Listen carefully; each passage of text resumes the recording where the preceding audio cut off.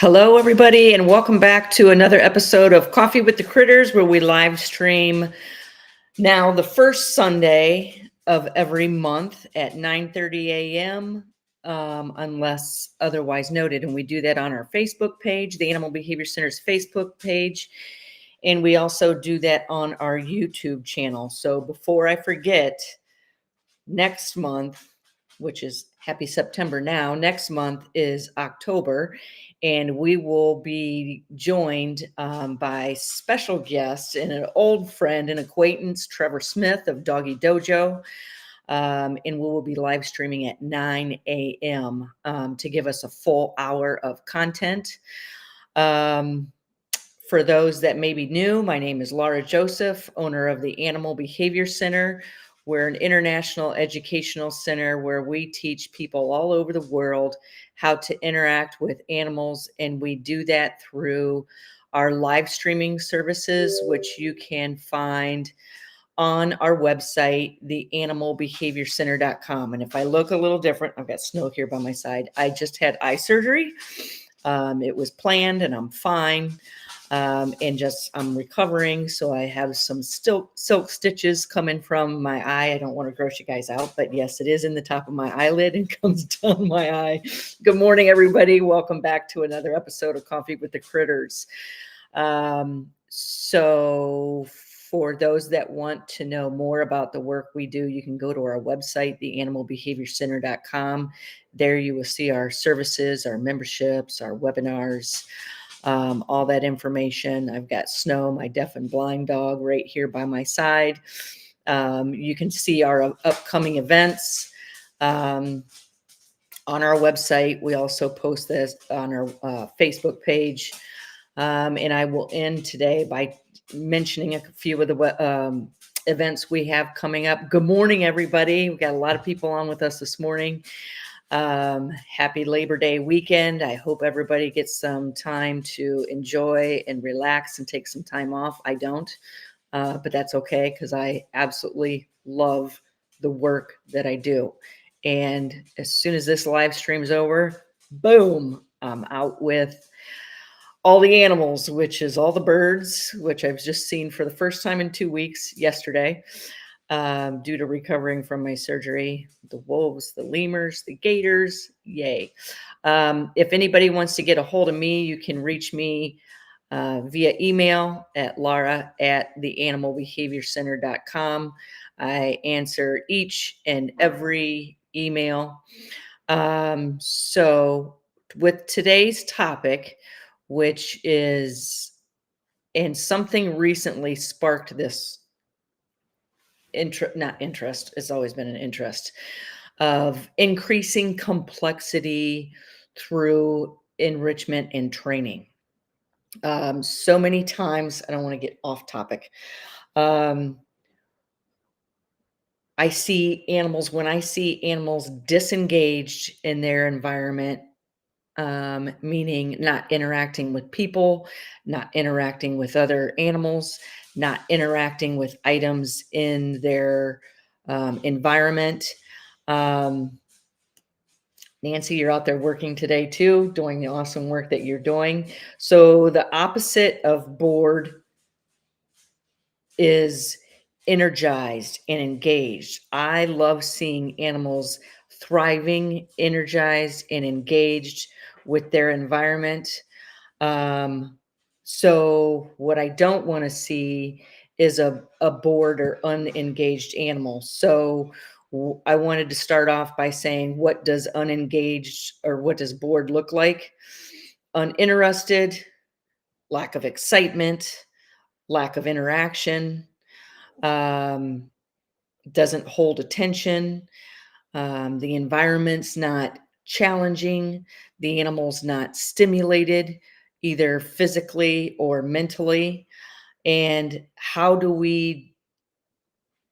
one thing that will stop me is when I see an animal not engaging with their environment. If I'm walking past to check on an animal, if I see them not interacting, I will stop, observe what has changed in their environment, what needs to change in their environment. Good morning, everybody. and what behaviors are they currently doing. I will assess those behaviors, functions, what purpose those behaviors are serving for the animal.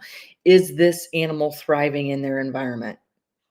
Um, so, a couple of things to pay attention to, where if your animal is, how to identify if your animal is bored would be, and I know a lot of people aren't going to have the animals that I'm showing on here, but one of the things that I do is show different species of animals and behaviors so you can see how it's relative to the animals that you're taking care of, and behaviors that it could be relative to. So, some of the signs I watch for that could tell me that the animal under my care is bored is if I'm seeing destructive behaviors. So, how do we tell what destructive behaviors are?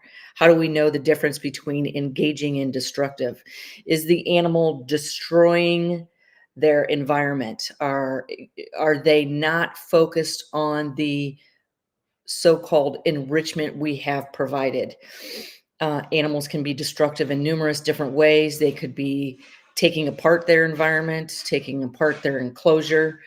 If so, we don't have appropriate enrichment, in their environment.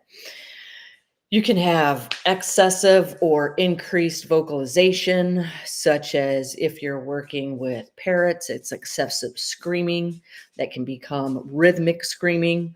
Um, Dogs that are barking very reactive at things that maybe they shouldn't be reactive to. Um, so many times I hear, I can't get my animal to stop doing this. Well, what do you want them to do instead? Another behavior I look for is like this lemur to me, that's a bored lemur. It's not engaging in the environment. It's sitting, you'll see a lot of lethargy, laying down. Um, You can also have a decrease in appetite, an increase in attention seeking behaviors. A lot of times I will hear this animal is driving me nuts. Well, what do you want it to do instead? Because a lot of times, this can be ways of the animal coping with lack of stimulation. And a lot of times you'll see an increase in undesired behaviors. Undesired behaviors meaning, behaviors that are not beneficial to the future of that animal's welfare. Even though they may be undesired by us, they are serving a purpose for that animal.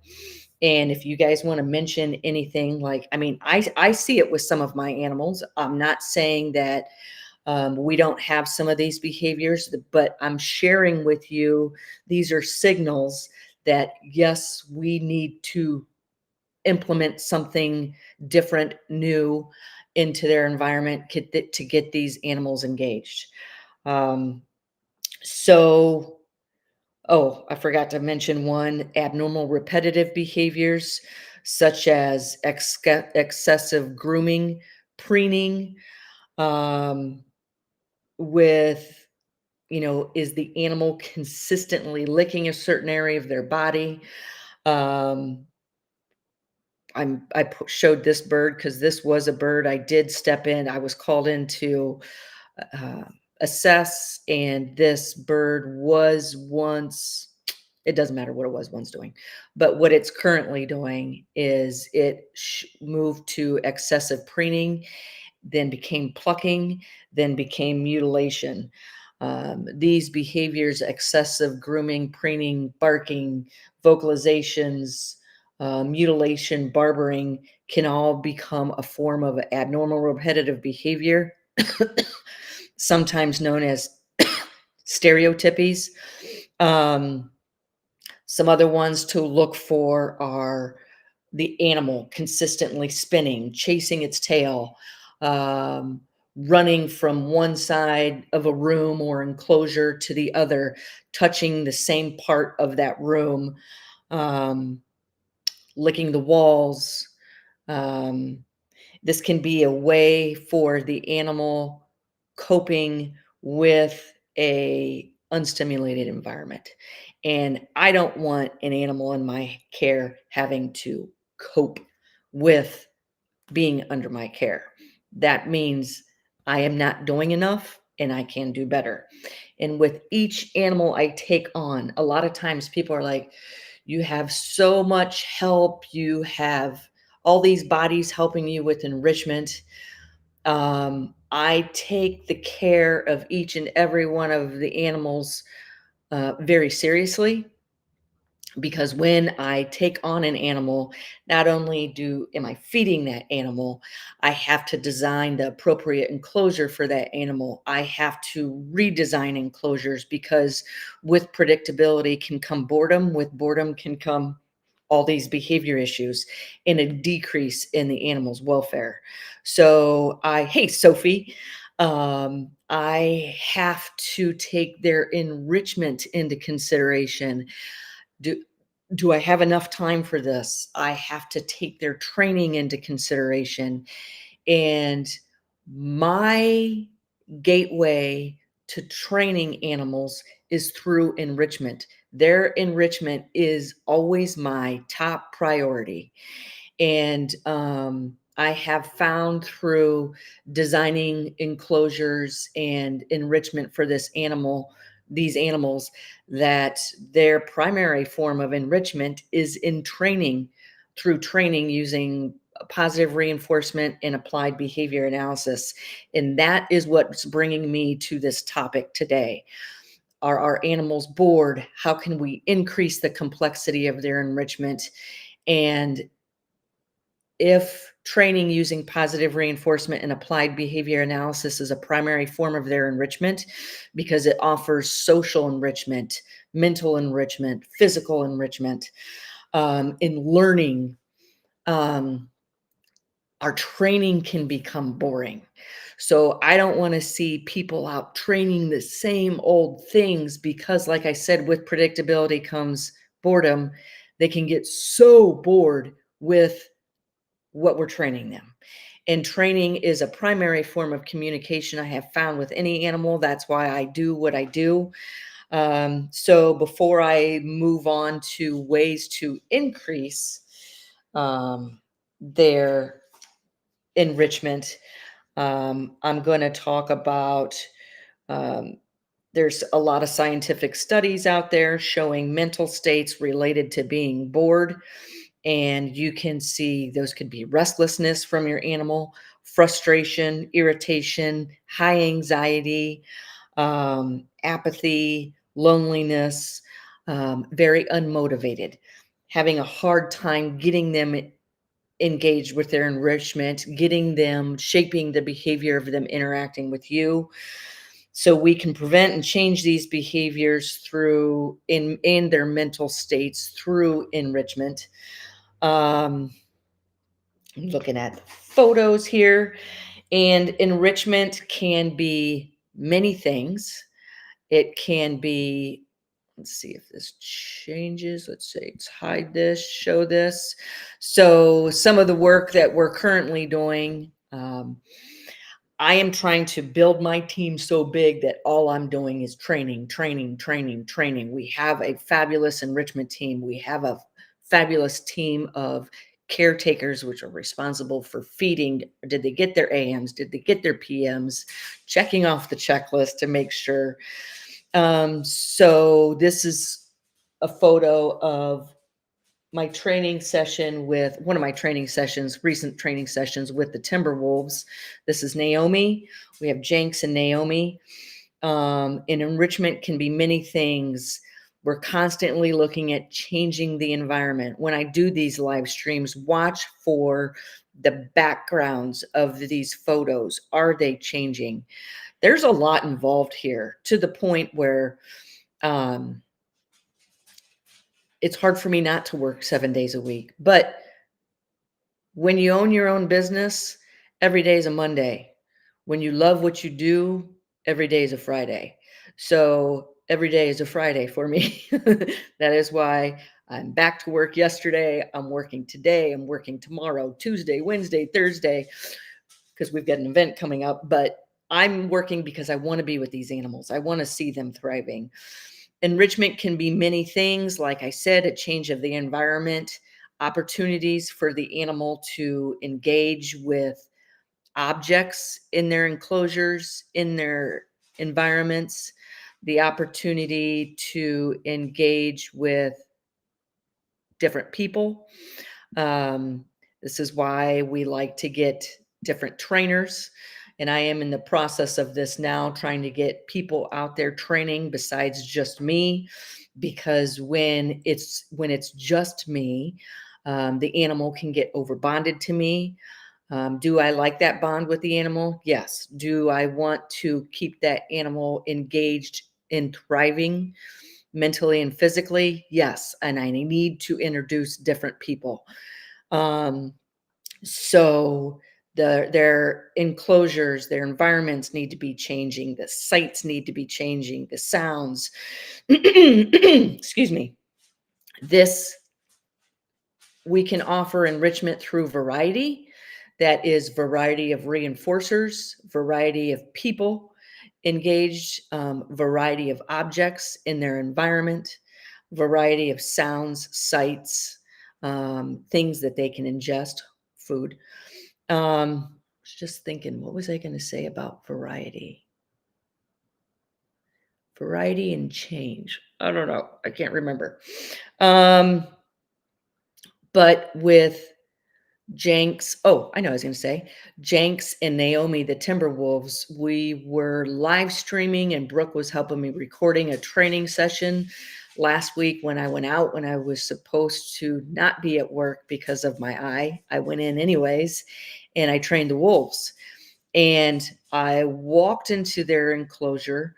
I'm carrying a climb. Well, I'm now carrying two climbs, which are training platforms. And I use the climb for numerous different reasons. It helps the animal learn through focus and control. And what was really cool are these wolves will steal things from you. And I've noticed that when animals steal and resource guard enrichment items, it's usually, well, it's not usually, a red flag will go off into my head. If I see stealing of objects and resource guarding, we need to bump up this animal's enrichment, because are they resource guarding due to lack of enrichment? And a lot of times I find that that is the case. So I started going in with the climbs, training platforms, and what I'm noticing is a conditioned reinforcer cues. The only time these climbs go into the wolves enclosure is when it's time to train. And guess what I'm not seeing? I have yet to see them try to steal this climb and try to take it from me. Um, what I am seeing, so I'm seeing a reduction in that undesired behavior. I'm seeing an increase in them focusing on me, like, what are we doing today? Not what do you want me to do, because this is teamwork. It is what are we doing today? And when I did this training session with them last weekend, a crowd started coming around. I walked in with two climbs, placed them both on the ground, walked in with what I thought was going to be a highly valued food reinforcer on my treat pouch, which is attached to my pants, which they could steal my treat pouch and my pants very easily, which makes a very enriching training session for the people watching. um, but I have trained them for that before I got to this point. I want them focused on me versus stealing the treat pouch. Um, what I did is I walked in assuming they were going to work for the food reinforcer. And not only do I have a camera on me in this training session, but I now have a crowd gathered. So I could be negatively reinforced into making this training session happen, but I don't know how to make a training session happen because first I need to interact with the animal and see if it is engaged and interested in what I'm doing. And if not, I get out and identify a reinforcer that I can use. So I walked in. These wolves were not interested in the food reinforcer I had. I looked up at the camera and at Brooke and I was like, oh crap. So, due to the work I do, I just started running through reinforcers in my head. And okay, I was going to say, don't I have a photo of this? I don't have a photo of Jenks with this.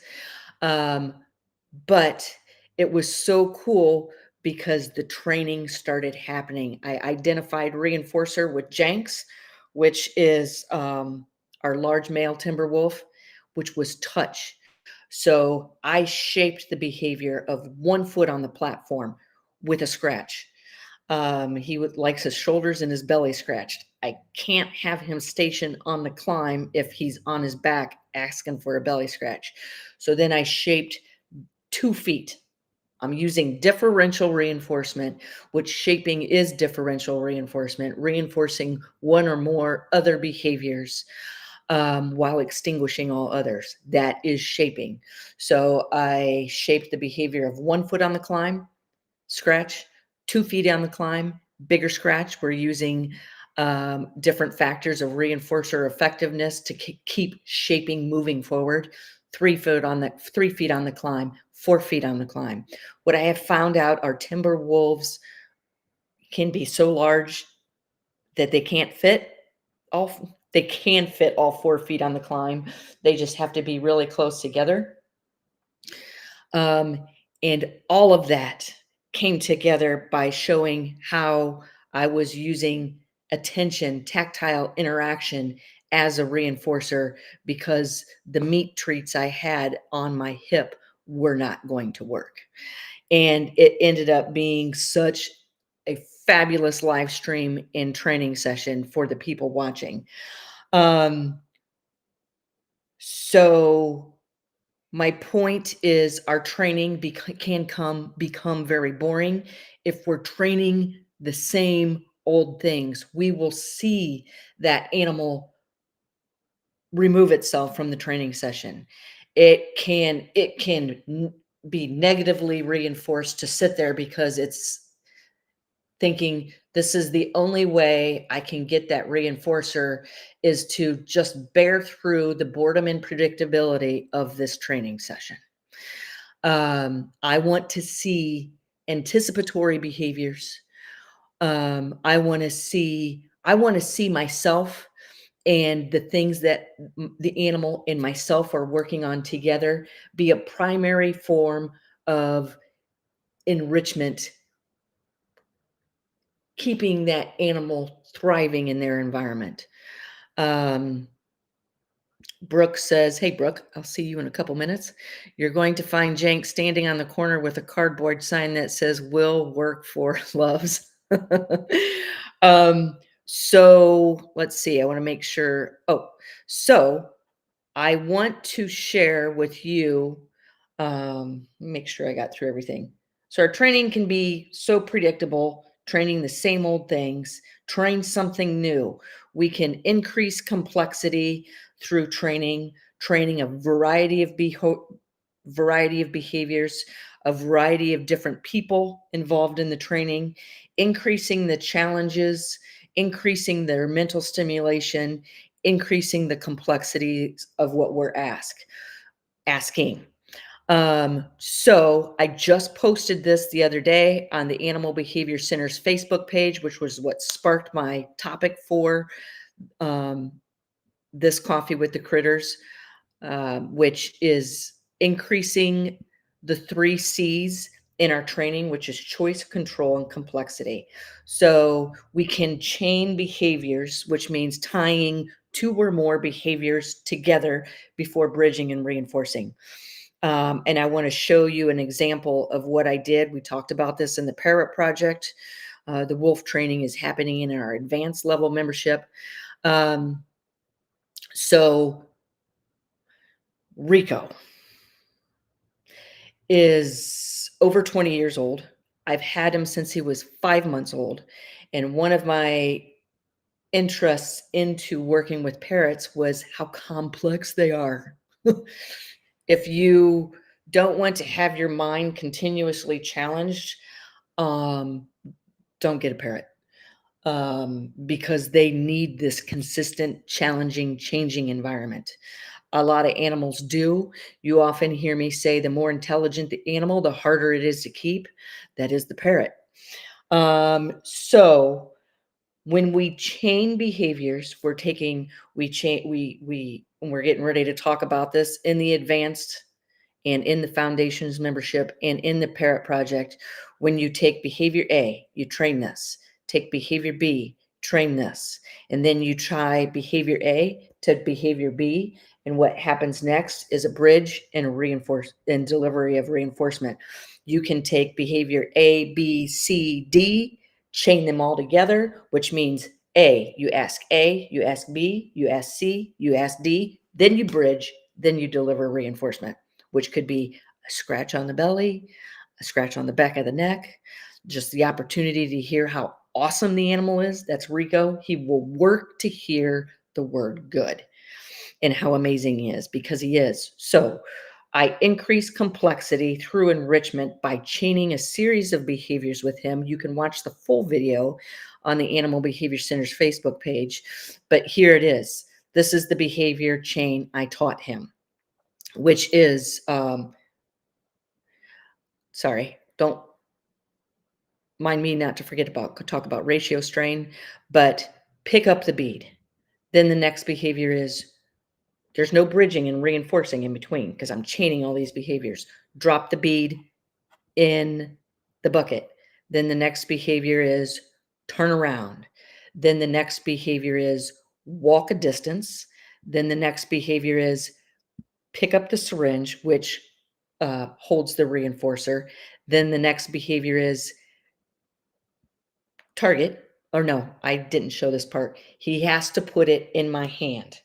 And he doesn't have to, but the behavior is, I want you to place it gently. The behavior that we trained is place it gently in my hand. I forgot to take a screenshot of this. Then the next behavior is this one, give me a kiss, which is a target. And then I bridge and deliver reinforcement. That is a behavior chain. That helps put complexity into our enrichment, incorporating the 3 C's: choice, control, and complexity. It's always the animal's choice. The animal has control over its environment, and there's complex enrichment in the animal's environment. So, with that being said, if you want to know more about the work that we do, you can find it on our website, theanimalbehaviorcenter.com. I meant to post links, but forgot. Here's our foundations membership, our advanced membership, our parrot project. Something else we just launched the other day to our members first is I'm not having a workshop. This is something I was just thinking about the other day. I was like, I'm getting so involved in training of so many different species of animals that I'm not having a workshop. I'm having a training retreat. I usually have 10 people in a workshop. I'm only making available 5 people, where we are going to focus on applied behavior analysis, training numerous species of animals, timing, rates of reinforcement, changing behaviors. And this event is October 19th and 20th, and it's on our website and it's on our Facebook page.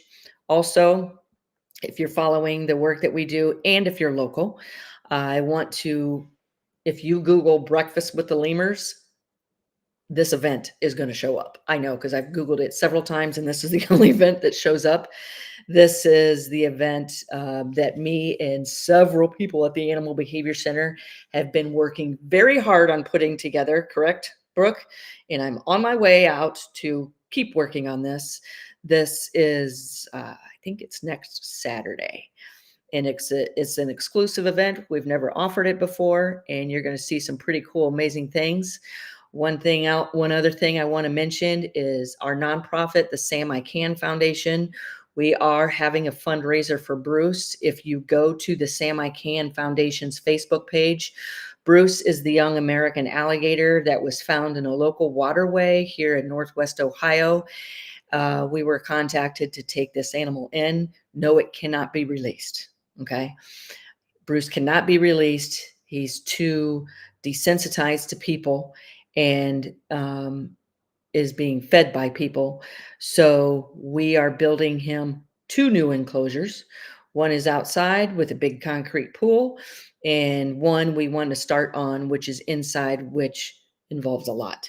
So if you want to help us by sharing this fundraiser, please do help us. It's for Bruce's benefit and his benefit of thriving in his future. So, with that being said, at the end of this month, I will be presenting at the Zoological Association of America's annual conference at the Columbus Zoo. If you're going to be at this conference, please get in touch with me. I would love to meet you or hook up with you. And if not, I will see you next the next first Sunday in October, the next first Sunday of a month in 2024, which is October 6th. I will be joined with Trevor Smith of Doggy Dojo. He's a longtime friend and acquaintance. We're back in touch with each other and we've got some ideas. So stay tuned and I will see you guys all very soon.